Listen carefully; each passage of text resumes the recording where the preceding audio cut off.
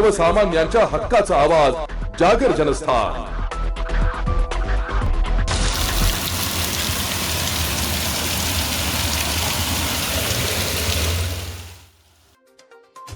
नाशिक जिल्ह्यात अवकाळी पावसाची जोरदार हजेरी लागली असून बागलाण तालुक्यासह अनेक भागात मुसळधार सरी कोसळल्या।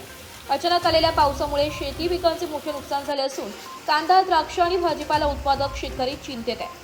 काही ठिकाणी वादळी वाऱ्यासह गारपीटही झाल्याची माहिती आहे। हवामान विभागाने महाराष्ट्रातील काही भागांना पुढील 24 तास सतर्कतेचा इशारा दिलाय। प्रशासनाने पंचनामे सुरू केले असून नागरिकांना सतर्क राहण्याचे आवाहन करण्यात आले आहे। जागर जनस्थानसाठी प्रतिनिधी तेजस हिरण, नाशिक।